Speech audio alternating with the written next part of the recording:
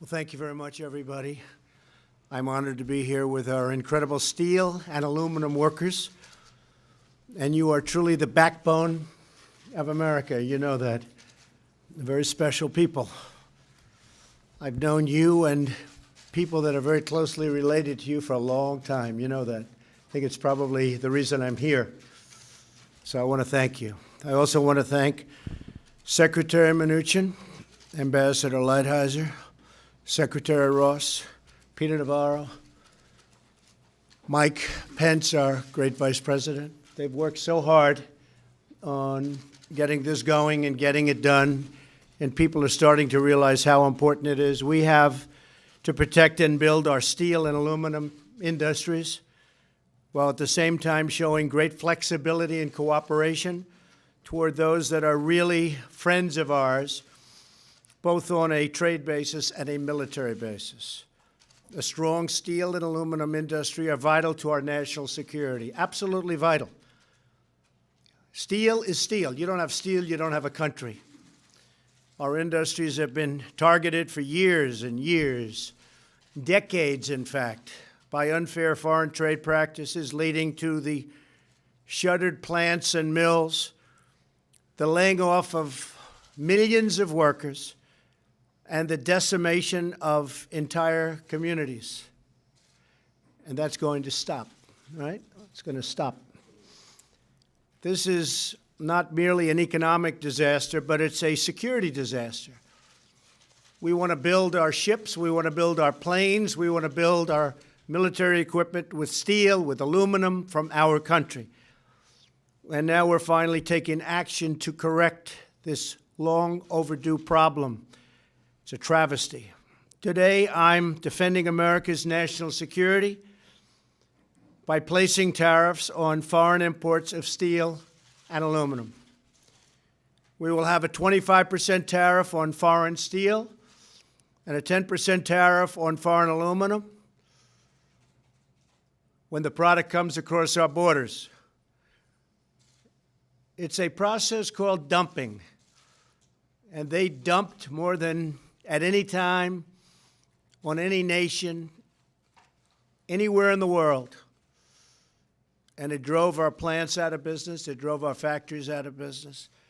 And we want a lot of steel coming into our country, but we want it to be fair, and we want our workers to be protected, and we want, frankly, our companies to be protected. By contrast, we will not place any new tax on product made in the USA. So there's no tax if a product is made in the USA. You don't want to pay tax?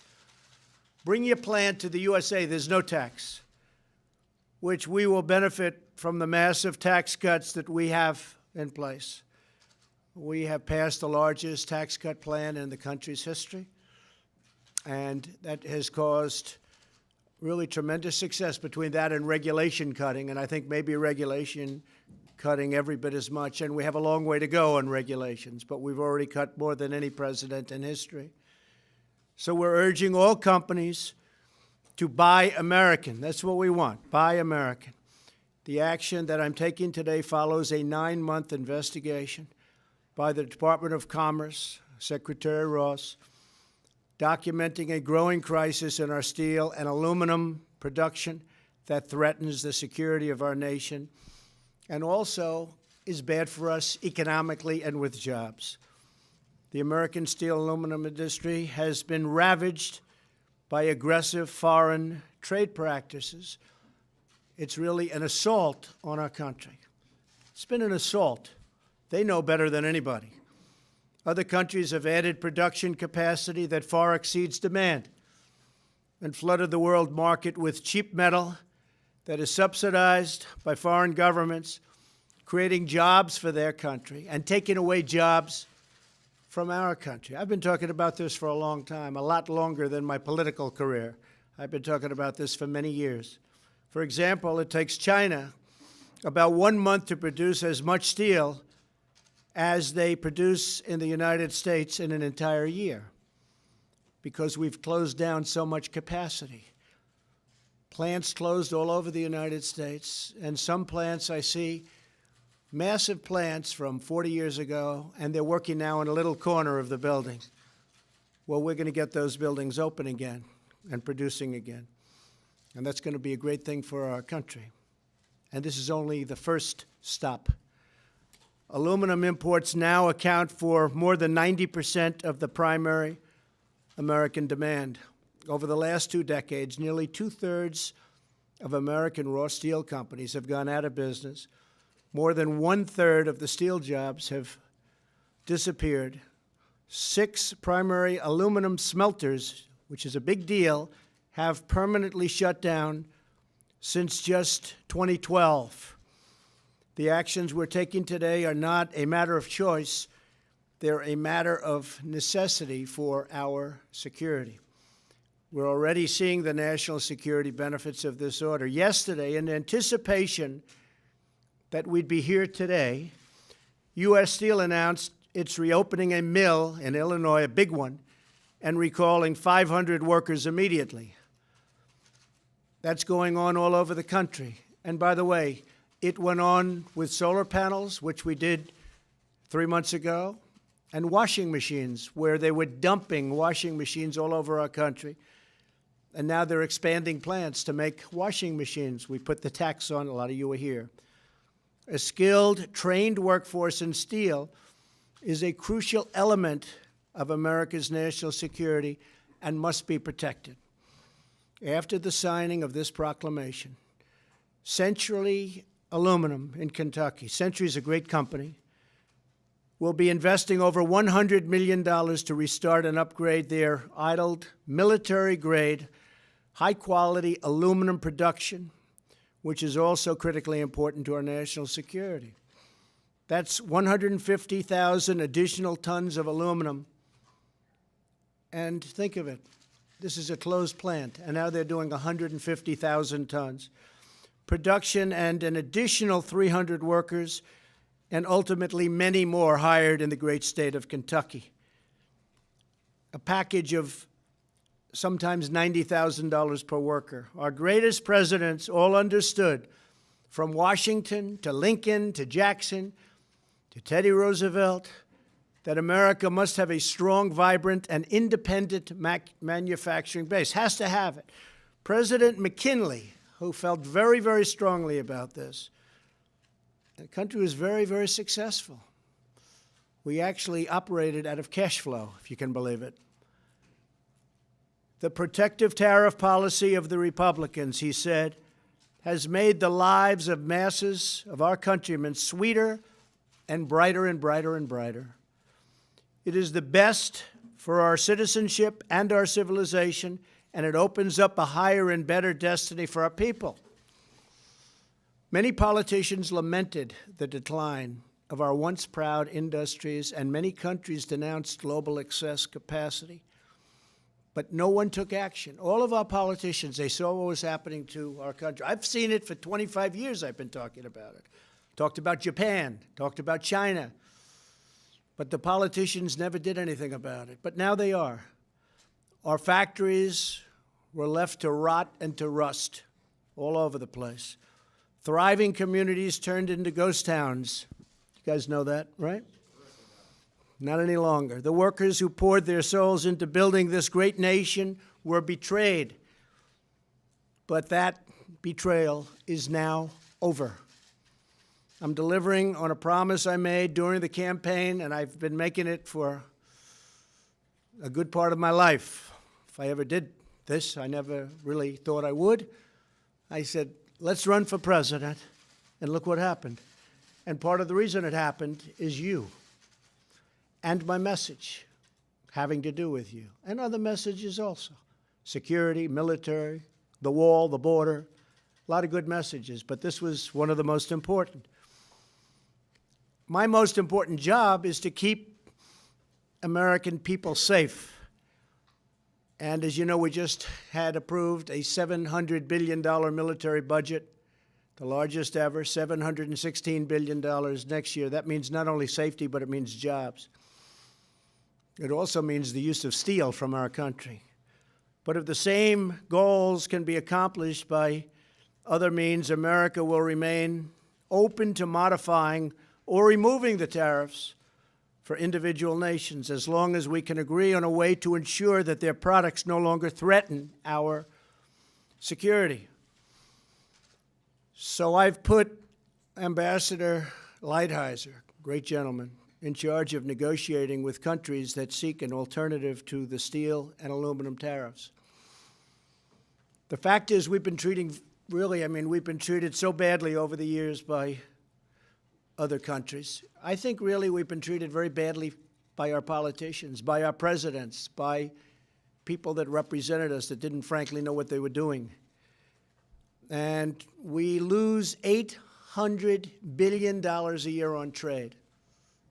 Every year, $800 billion.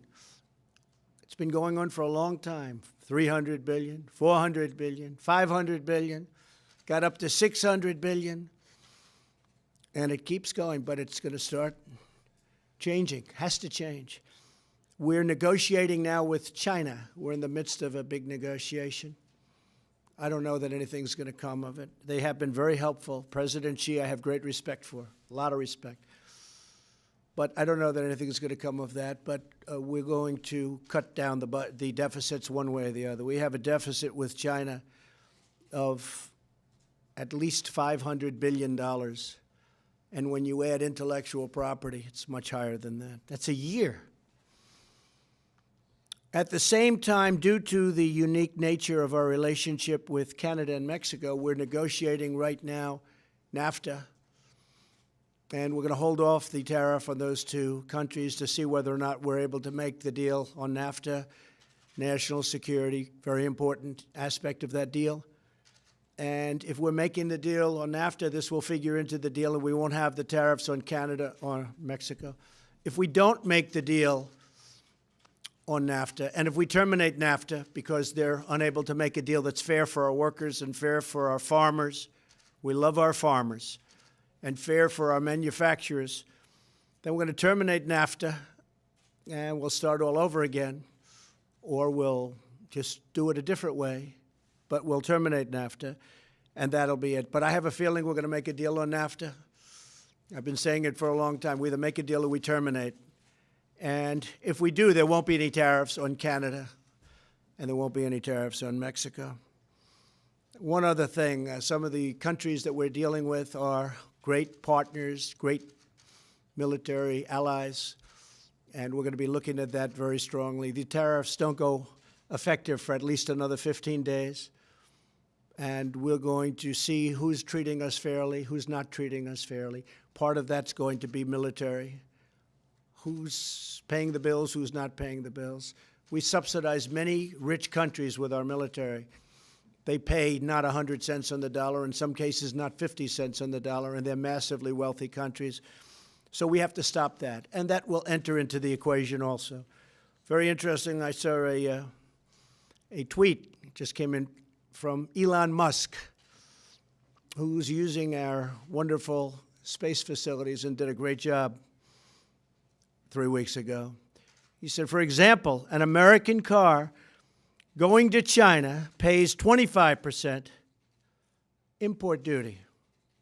But a Chinese car coming to the United States only pays 2.5%, a tenfold difference. So an American car going to China, think of that, pays 25% import duty. So we send our car over there, pay 25%. They send their car over here, 2.5%. 10 points, that's from Elon, but everybody knows it. They've known it for years, they never did anything about it. It's got to change. We're going to be doing a reciprocal tax program at some point, so that if China is going to charge us 25%, or if India is going to charge us 75%, and we charge them nothing, if they're at 50, or they're at 75, or they're at 25, we're going to be at those same numbers. It's called reciprocal. It's a mirror tax. So they charge us 50, we charge them 50. Right now, they'll charge us 50, we charge them nothing. Doesn't work. So that's called a reciprocal tax, or mirror tax, and we're going to be doing a lot of that. It's the first year, we've really set the stage. A lot of it had to do with, structurally, we had to go through certain procedures in order to get to this point, but now we're at this point. American companies have not been treated fairly. And some American companies, frankly, have taken advantage of it and gone to other countries and developed in Mexico massive automobile plants, taking our jobs away and taking our companies down to Mexico to make the cars. And then they send them right across the border without tax, without anything. So we lose the jobs, they make the cars, they get all the benefits, then they sell the cars back into the United States.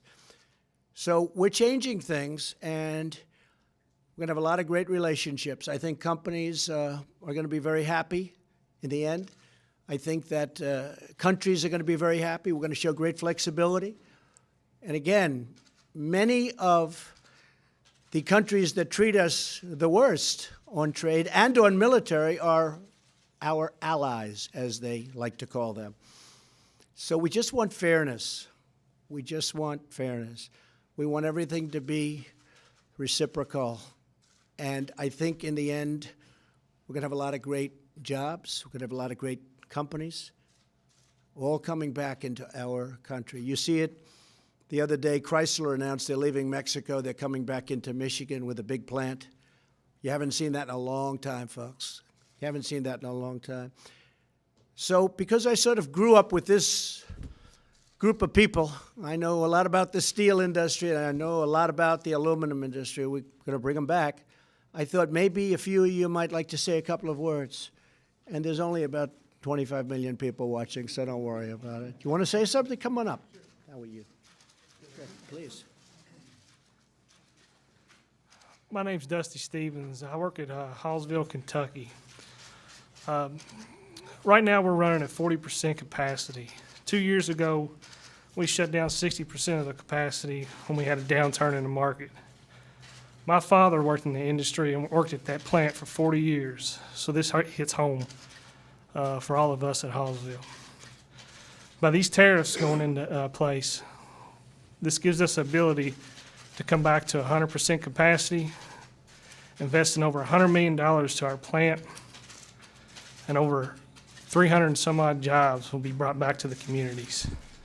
So I'd like to say thank you. Thank you very much. Thank you very much. Come on over. The one thing also, the quality of our steel is really much higher. It's of a much better quality, which especially for certain things is very, very important. Please. Thank you, Mr. President. Hello, everybody. My name is Scott Sarich. I'm president of Local 2227.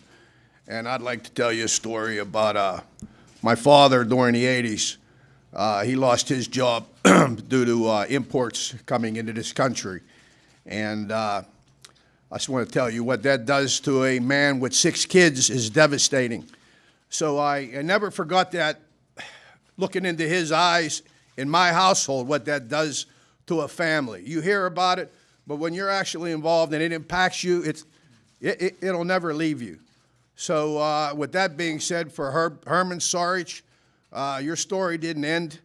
And for all the people that I represent at my union, I never want to see it happen again. And for these workers and these folks, I appreciate the opportunity, and I'm very humbled with this. So it's very important to us. So I never want to see it happen again.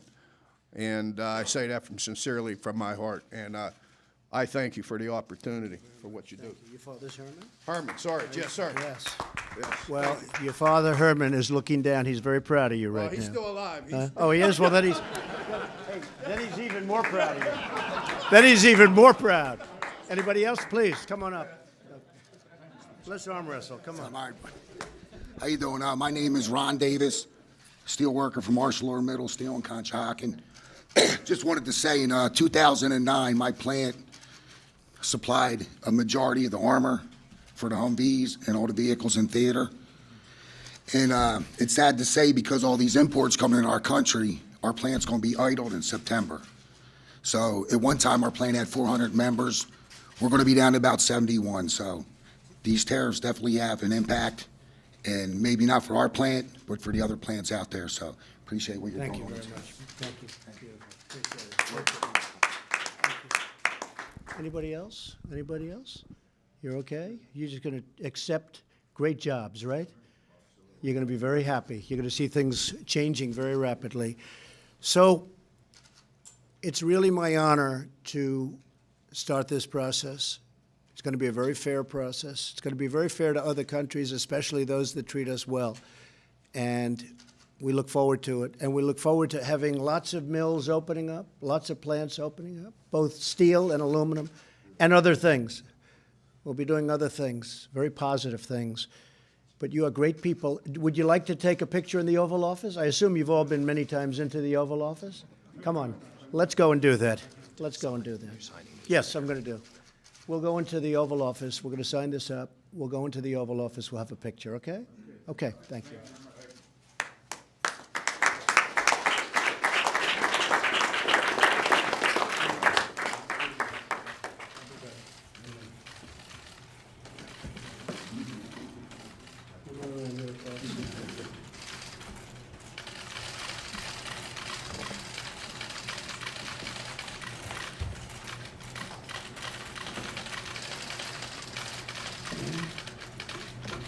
Steel.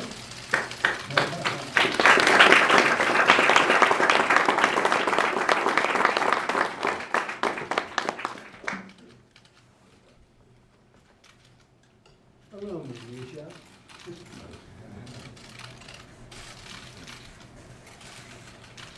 About time, right? Sir. You've been waiting for a long Yes, sir. time. Yes, sir. There you go, let's pass him around. Thank you, sir. What's that?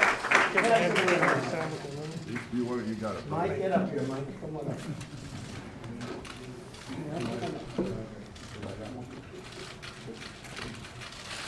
Let's go take a picture in the Oval Office, okay? Yes, sir. Thank you very much, everybody. Thank you. Have a great day. How do you plan to combat transshipping? Be sure How do you and grab plan to your combat pens. transshipping You got of one? steel and aluminum from other countries? We're gonna stop the transshipping, or we're gonna let it happen, but they gotta pay. So transshipping, frankly, is a big deal. China says it's got 2%, but it sends much more. We're gonna have a great relationship, hopefully, with China, but we have to do something. We're losing with China $500 billion a year. We have to do something. And they transship. And we're gonna accept their product, but it's gonna cost a lot of money from the standpoint of the transshipper, okay? Thank you very much, everybody. Thank you.